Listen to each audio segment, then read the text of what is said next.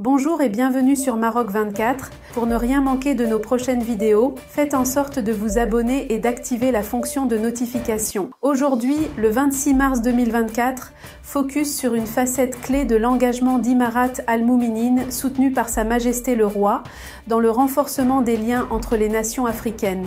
En ce mois béni de Ramadan, Sa Majesté le Roi a autorisé l'inauguration de 2 mosquées à Abidjan et Conakry, édifié par le Maroc. Restez avec nous pour plus de détails.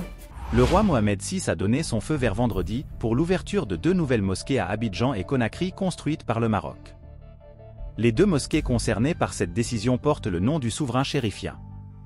Sa Majesté le roi Mohamed VI, Amir al-Mouminin, que Dieu l'assiste, a bien voulu ordonner l'ouverture des mosquées édifiées ou ayant fait l'objet de travaux de reconstruction ou de restauration par le ministère des Habous et des Affaires islamiques. Un communiqué du ministère précise que le nombre de ces mosquées s'élève à 43, réparties entre 17 nouvellement construites et 24 restaurées dont celle d'Al-Koutoubia, qui a subi des dommages lors du tremblement de terre. Il s'agit également de la mosquée Mohamed VI dans la ville d'Abidjan en République de Côte d'Ivoire et de la mosquée Mohamed VI dans la ville de Conakry en République de Guinée. La capacité d'accueil de l'ensemble de ces mosquées s'élève à 25 500 fidèles, pour un coût global de 561,7 millions de dirhams, ajoute la même source. Le secrétaire général du Conseil supérieur des oulémas, Mohamed Yessef, avait mis l'accent sur le rôle éminent joué par Imarat Al-Mouminin, commanderie des croyants, dans la promotion du rapprochement entre les peuples du continent africain.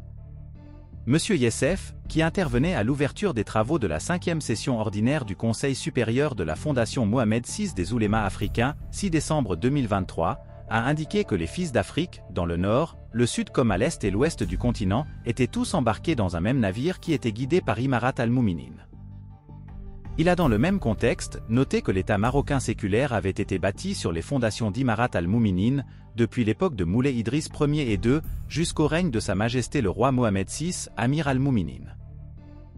Monsieur Yessef a souligné que le royaume œuvrait pour le renforcement de la sécurité spirituelle, matérielle et sociale de ses citoyens et adoptait la voie de la science et de la foi pour parvenir à ses objectifs, ce qui lui avait permis de rester attaché aux valeurs authentiques de l'islam tout en étant ouvert sur la modernité.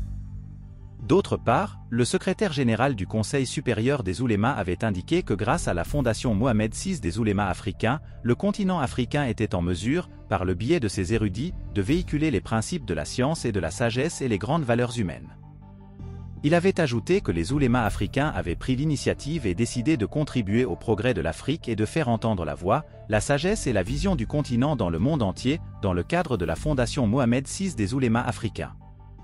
Organisée avec la haute approbation de Sa Majesté le roi Mohamed VI, Amir Al-Mouminin, président de la Fondation, cette session avait connu la participation des présidents et des membres des sections de la Fondation dans ces pays africains, outre des membres du Conseil supérieur des oulémas.